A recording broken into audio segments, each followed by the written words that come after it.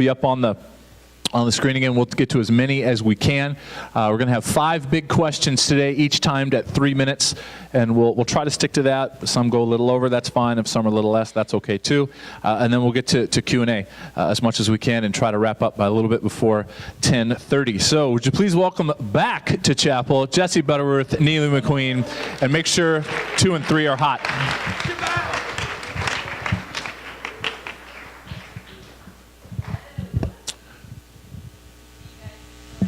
Back. It's on. It's on, you guys. 1, 2. Can you hear me right now? I feel like one disclaimer should come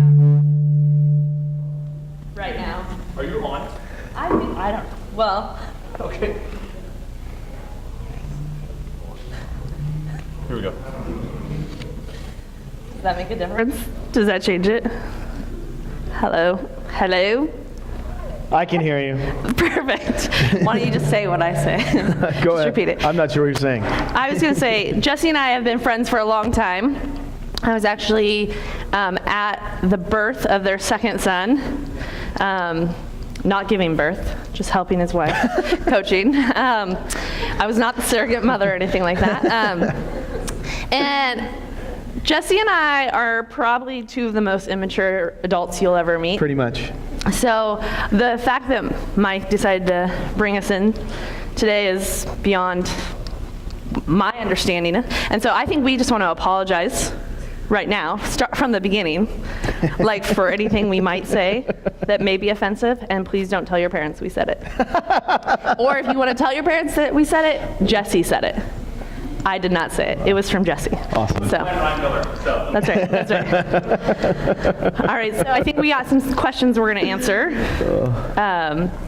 and talk a little bit about. But and the first one is, what is God's original intent for sex? Sex.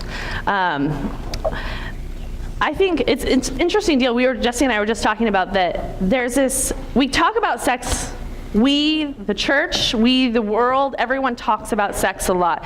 And so it's kind of like, first I feel like I should say this. You know when you decide you're going to buy a certain kind of car, and then everywhere you go, you notice that car? Have you ever had that feeling like you think you're going to be the only one that's driving a silver Honda, and then suddenly you realize everybody in the world has a silver Honda? The reason why I say this is I think we talk about sex a lot, and so it becomes a really big deal.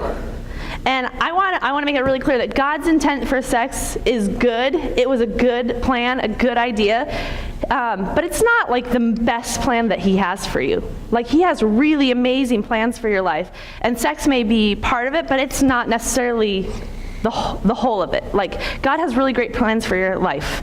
And so when we make sex too big of a deal, we can get distracted by it, and we lose sight of the other really good things that God has for us. But the intent with sex, the intent God had for sex is a couple things. The first thing was connectedness, intimacy. The idea that 2 become 1 in this intimate act is connectedness with one person. And it's a beautiful picture when you look at what God had planned for a man and a woman in marriage, this idea of intimate physical connectedness where the 2 become 1.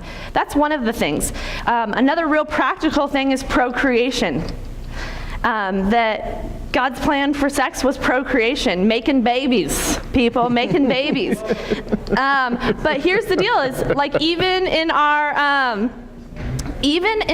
when sin entered the world, and we had a spiritual death, we also had a physical death. And with that physical death came brokenness in our body. And so procreation isn't even for 100% of the people. There are many people that I know who are in loving marriages, but procreation is not an option for them. So while that is one of God's purposes for sex, it's not the whole of it. And then the third thing, so we have intimacy, we have procreation, and the third thing is we have recreation. Sex is fun. And when you follow the alignment for God's plan, for intimacy in a relationship and a connectedness in a marriage, sex can be a lot of fun. And I think that's God's plan for it, is intimacy, procreation, and recreation. You got anything to add in 17 seconds? I think you did a great job. Thanks. Fantastic. Thanks. And very appropriate. Thank you. Way to go. Thank you. So you want to go to the next question? Question number 2 is, why is premarital sex not okay? How does it hurt people, relationships in the long run? All right, so I grew up in the church. I was a church kid. My dad is a speaker and a pastor, and then when we were in high school, I just decided I was kind of done. I was done with church, and I was done with what I thought people were telling me how to live my life and all that kind of stuff. And I just decided that I was done. And I'd heard all this stuff. I was taught all this stuff before. And I had a girlfriend in high school, and we became sexually active. And even though I knew, and I'd been taught, that premarital sex is not okay, I just thought, man, these are just a bunch of, tight-butted white Americans trying to keep me down, right? So what do? I know what I know for me best. I know best. Okay? So then I start getting sexually active with my girlfriend. And, we're in high school, and we thought we were in love, and we thought this was deep and all this kind of stuff. And then we broke up, high school breakup. And then I went off to college, and I suddenly felt like I was carrying some baggage with me, a lot of baggage actually, around my sexual past. And even as the Marissa, who would become my wife, as we started dating, there was it sort of just felt like so many times there was a third person in the room, an invisible person. It would have been my girlfriend that I was sexually active with in high school.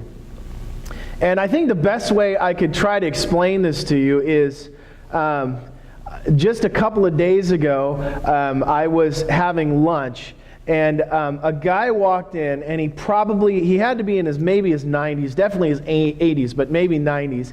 I mean, like, he was in a walker, and he was an old man, And but he was in a short sleeve shirt, and he was in shorts, and he was in just like some sandals. And the dude was covered with tattoos, like all over his arms, all over his legs.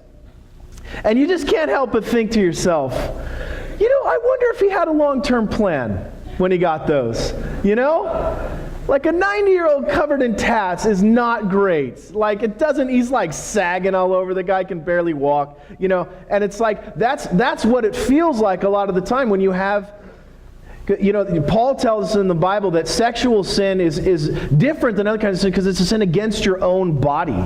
And it's something that you carry with you. And again, it's this idea of that when we're in high school, when we're your age and we're, figuring out, look, we know best for us. We know best for us. You don't tell us what to do. I know what to do. This is a time to pause and think through the decision that you're about to make. What is this going to, how's this going to affect me in 10 minutes? How's this going to affect me in 10 weeks? How's this going to affect me in 10 years? And I wish that I had the wherewithal to ask God to help me in those times, as opposed to holding on so tightly to my pride that I know what's best for me. All right. Well, I think it's interesting because I agree with all of the things Jesse said, and I've done ministry with teenagers for a long time, so I've seen stories of God redeeming really broken stories. And so even in the midst of like that reality, I've seen God redeem stories that blow my mind of like how, I've seen stories of people who have waited till they got married and still really struggled after marriage with the relationship and the intimacy of sex. And then I've seen people who, were promiscuous as students and then got married, and God still somehow redeemed what happened in their marriage. And so I've seen both. The thing is, when you look at those three original intents for sex, like all three of those are best in one relationship. All three of those. Intimacy, to be that connected, is best with one person. Procreation, if you are having babies, that's best for 2 people in a committed relationship. It's best for you and it's best for kids. And then the third thing is, if you want to have real fun, it's best and safest and capable of having it in an intimate relationship where there's trust and history, and that happens in the context of marriage. And so that's why it's when we have sex outside of marriage, what we don't have is real intimacy. What we don't have is a plan for procreation, and what we don't have is a safe place for God's intent for fun. So. Yeah, and we have a question coming up about baggage and spiritual baggage and stuff. So that's our sexual baggage. So I didn't go into that part, but there's certainly lots of grace there. Totally. So, you want to take this one, Neely? How does/can having premarital sex affect the way one views sex in marriage? Comparison judgments. You talked a little bit about this, this idea. Now, so my story is different, sort of similar. I grew up in the church. My dad was also a pastor. Explains a lot about us, but my dad was a pastor, and I took a pledge called it wasn't True Love Waits. When do we got some True Love Waits people in the room? Don't be shy. Come on, guys. Just the teachers? Oh, there it is, right there in the front. Seriously, no True Love Waits people? Okay, you guys, everybody, put your hand on your Bible. No, we're going to do the True Love Waits right now. So True Love Waits, obviously, hopefully you know what I'm talking about, and you're just too shy to raise your hand, but True Love Waits is this commitment that you're going to wait for marriage to have sex. Well, when I was in high school back in the day, it was, the pledge I took is I was going to stand up until I say I do. Which now, as a married person, I know that's a stupid statement, but I was going to say, I stand up and say, my dad framed it and hung it in the hallway of my house. Yeah, it was awesome. So, like, you'd see all my year pictures, 6th grade, 7th grade, I will be pure. Like, it was awesome and embarrassing. So, on every date, you get to go down the hall. This is Neely when she was in 7th grade. This is why you don't touch her. This is her in 9th grade. Totally. And he gave that frame to my husband, which is awkward also. I present my daughter's virginity to you, which is awkward and totally probably not all right. I'm just putting it out there.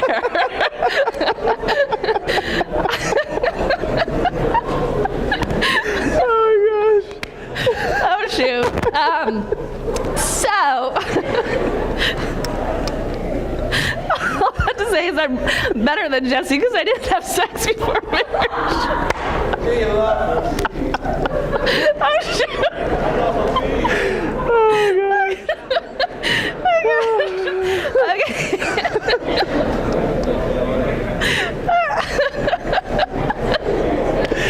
Oh, my gosh.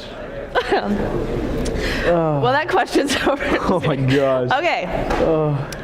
So, back to the question. So for me, my husband's story wasn't the same. So I had made this really big deal about not having sex before marriage. And my husband made a similar pledge when he was younger, but he decided at some point in his life that he knew what was best for him, and he made decisions on that. And so when we came into premarital counseling and we came to this session where you're like talking about like, let's talk about intimacy, let's talk about where we've been, like what's our story. And as we're revealing, and some of it had been revealed before, but it's not like on the second date you're like, so, have you done it? And with who? That doesn't really come up like that. So, and if it does, you have weird dating skills. Like, I feel like I should put that out there. But so when we have this conversation, for me, it fed into my insecurity. It fed into what I felt about myself, because I had to begin to go, okay, so I don't know what I'm doing, but he does. And so I had to start questioning, like, well, am I gonna know what's right? He knows what's right. And is he gonna be comparing me to somebody else? But I really have felt that even though I felt that insecurity, the longer we have been married, that insecurity has gotten so small. Like, it does make the work of marriage hard when you have stepped outside of God's plan for marriage and sex. It does make the work hard, but it is possible. We totally got distracted on that one. Sorry, that's my fault. Yeah, I think, the other thing too is that, with my wife, as we have, honest conversations about that, even now, we've been married for almost 13 years, and even, there are still times that she still, I think, has some insecurities, thinking, are you thinking about me?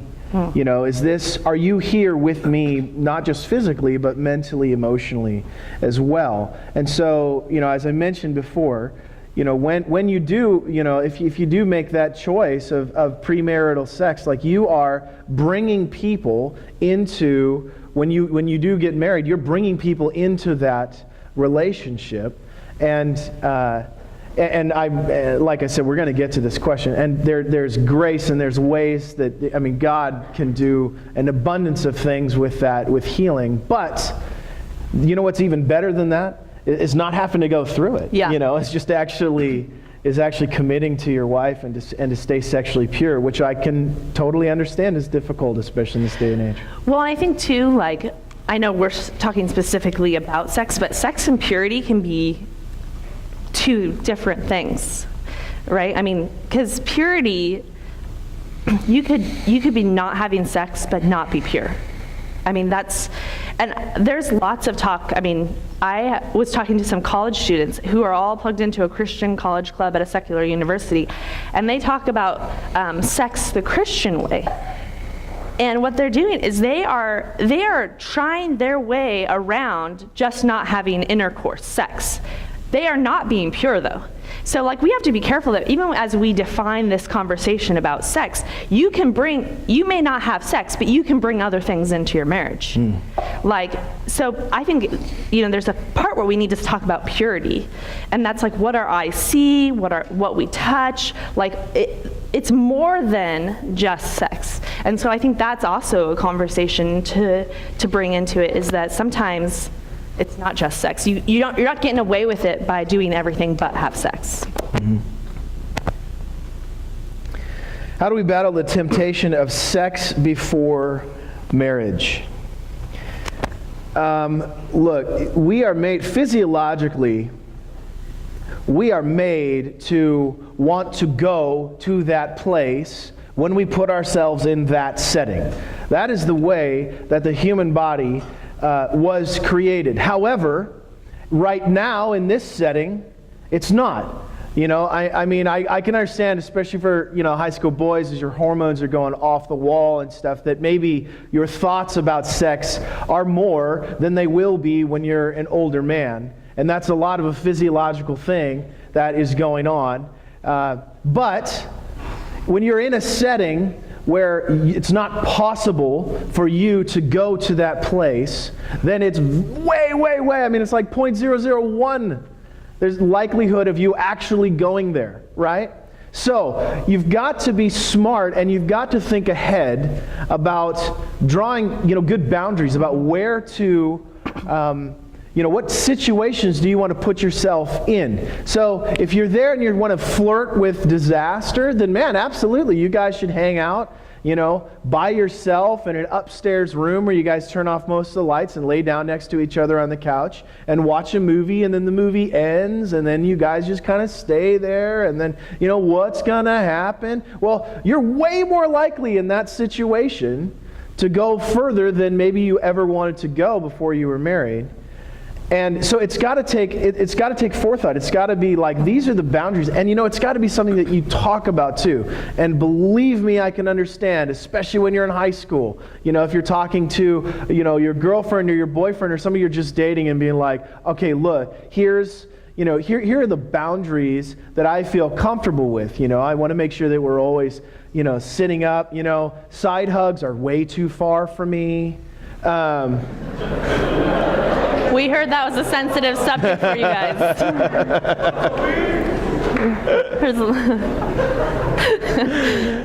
Whatever it may be.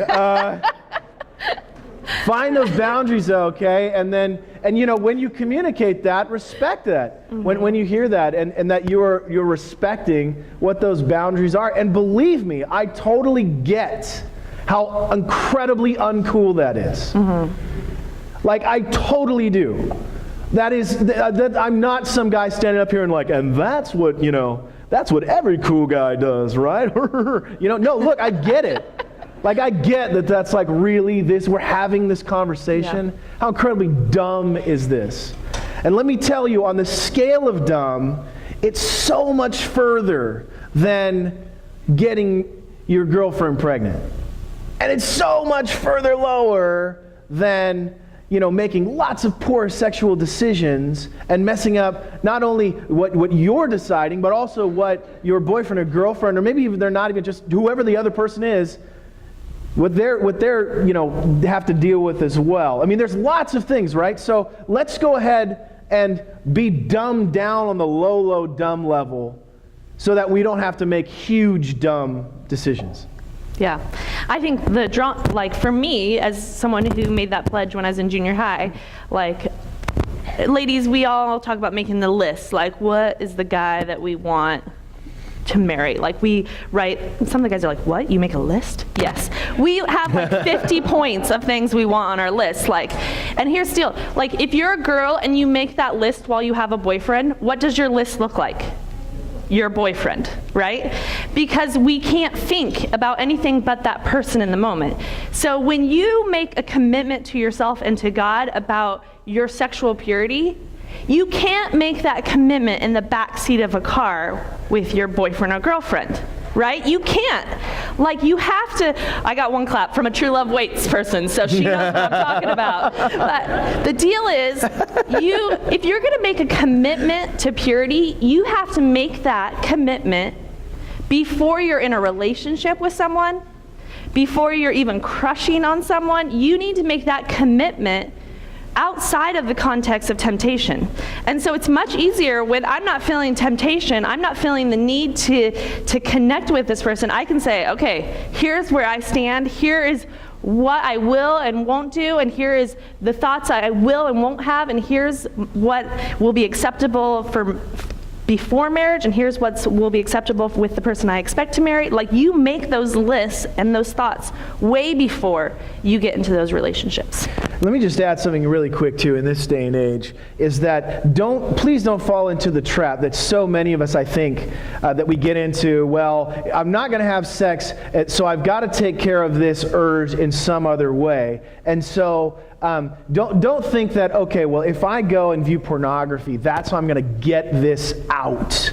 Okay, if I view pornography and I act on that, or I masturbate or whatever, that's what basically is happening here is you saying, you know what, I'm not going to eat steak. I'm going to stare at steak. I'm going to look at pictures of steak for hours, right? And then when it comes to actually sitting down at the table with a big steak right in front of me, I'm going to be able to resist it.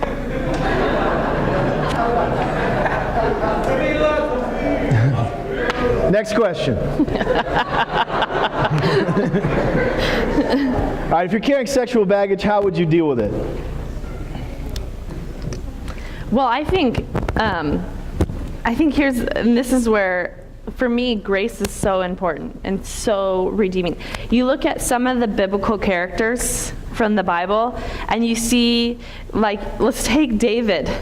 Okay, David had 7 wives, around 10 prostitutes, concubines, prostitutes. He had an adulterous affair with a woman who was married. Then he killed the man that she was married to so he could marry her. And here's the deal with David. What was David known as? Man after God's own heart. The man after God's own heart. So at some point, that baggage, we have to surrender that to God and allow His grace to free us, allow Him to redeem our story. But Paul says this really clearly, and I think this is what Jesse was hitting on a little bit earlier, is Paul says, so there's grace, so do we keep on sinning? He's like, no, that's not the point of grace, is to keep on sinning and make up mistakes, because we know there's grace. But to walk in the freedom knowing that God will redeem our brokenness, whatever brokenness that may be. I think too, it's we bought into a myth here that there is such a thing as total health, and that until we're there, then we can move on. There's no such thing. We're all a mess in 1,000 different ways. You're never going to be in total 100% health. So it would be foolish to think, man, I've screwed up sexually, and once I'm totally recovered from that, then I will be able to be in in an intimate relationship with a spouse or something like that. I mean, you could insert whatever type of baggage you want there. It could be, man, I've stolen a ton of stuff, and until I've fully have recovered from that, then, or I've paid it off, or whatever it is. So I want to make sure that we understand the abundance of grace that is in our God. That we all stand before Him total mess. I'm a pastor of a church, and I am a mess in more ways than I care to explain. But I serve a God that loves me and accepts me for who I am. However, He wants the best for me. That's what God's Word is. It's not something to thump us over the head and to steal our joy and our fun. It's exactly the opposite. It's the guide to give us full joy and to give us full fulfillment in our lives. And so when we think about this, I don't want us to think like, man, once I finally get there, once I finally am fully healed from this, then I'll be able to get on with my life. Look, you're going to be, dealing with all kinds of things all through your life. Continue to walk forward. Continue to trust God. Continue to ask God, this Holy Spirit alive and well, and those here that follow Him, ask Him to do a work in your life. It's not up to you. It's not about self-improvement. It's about fully giving yourself over to God. Yeah. Good. Good. All right. Get down one there. Okay. Really, number one, that would work. Really good questions. We'll try to get to as many as we can. You guys are going deep today. I love it. So how do you move forward and find a redeeming story if you've already had sex? So how do you get back to purity? This is the old, gone too far, how do I reclaim what God designed?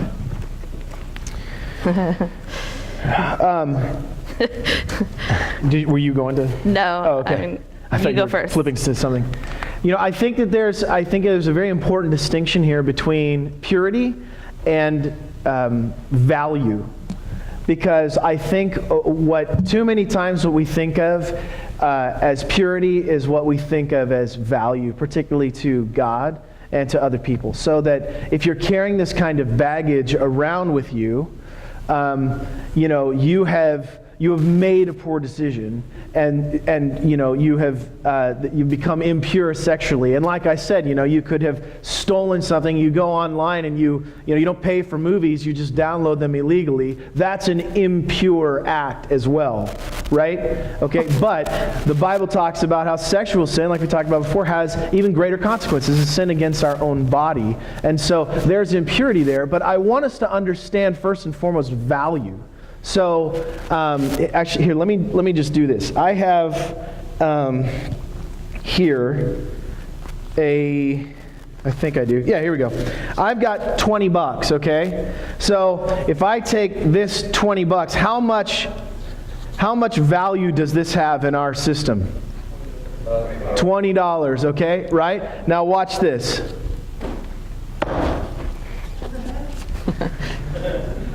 Oh. Okay, now how much value does this have in our system? $20, right? Now I wonder how many of us think that is how God sees us, except in the way that we're not worth $20 anymore. We've lost our value because of the impurity, because of the bad choices that we've made. I want to make sure that we understand that God sees us as so valuable that He would give up the glories of heaven, that He would come and surrender Himself to the life of a human, that He would come and give His life for us. And then He would defeat death so that no longer would we ever have to wonder, am I just going to burn in hell? Can I ever be made right with God because of the poor choices that I have made? Jesus says, no, no, emphatically no. You are valuable to me.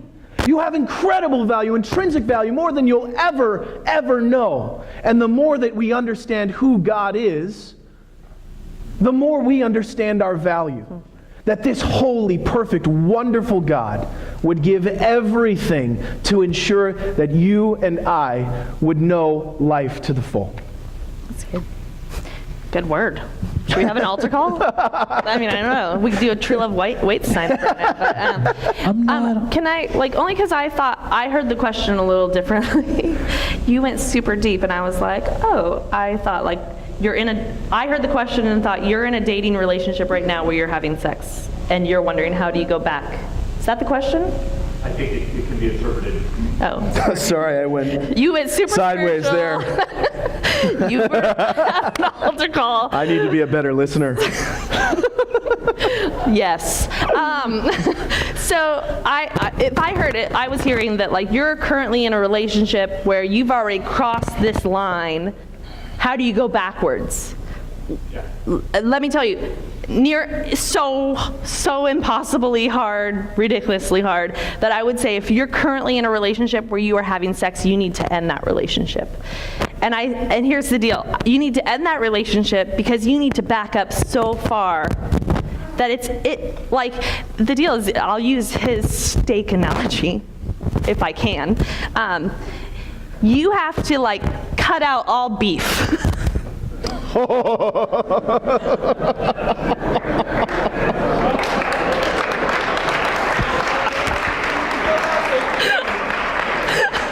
Oh no.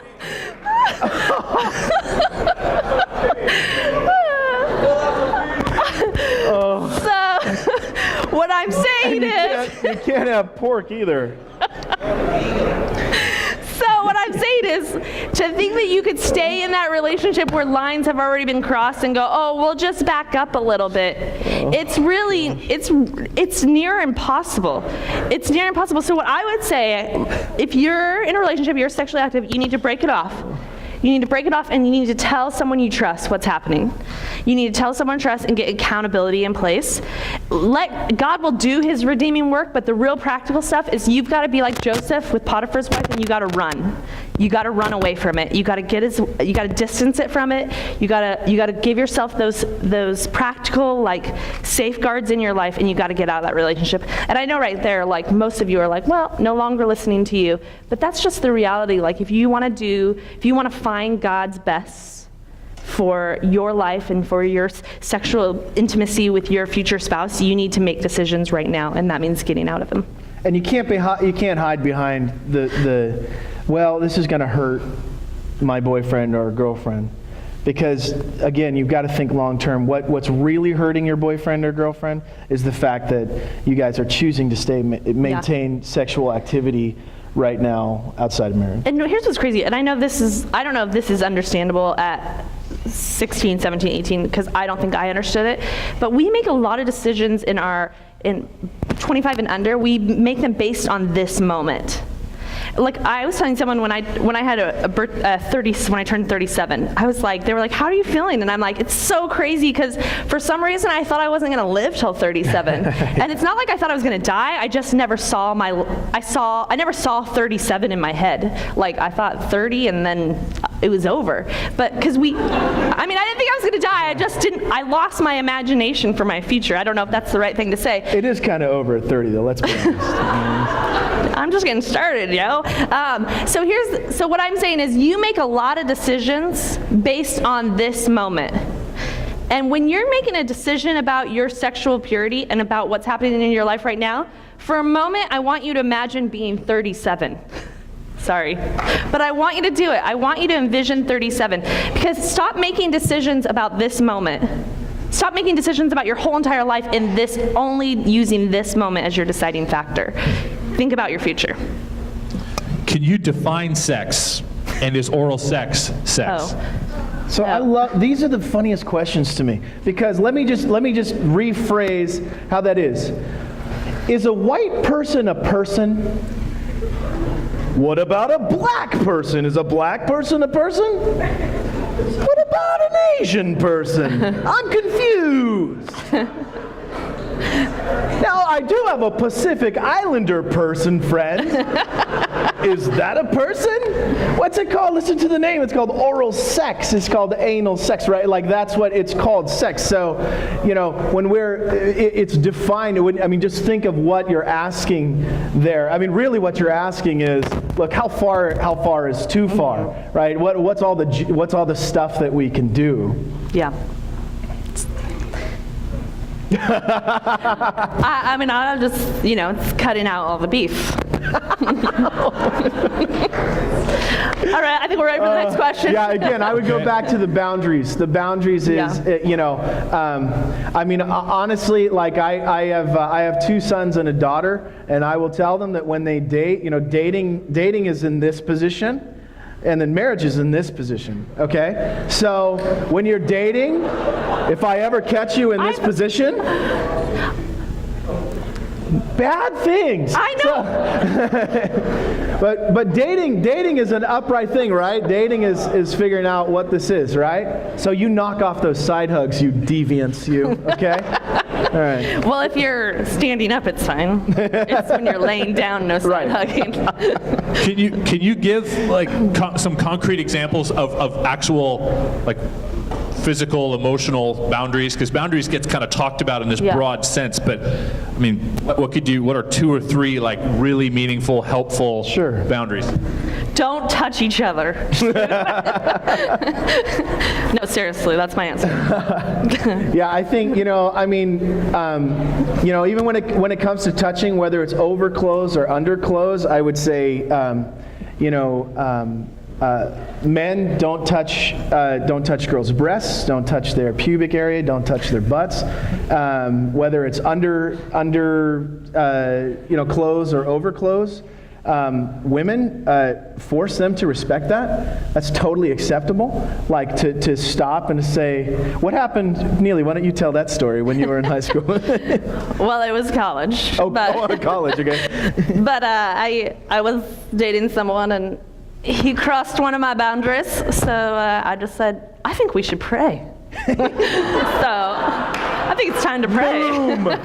Boom! I think you need to repent. But I would say this too. There's these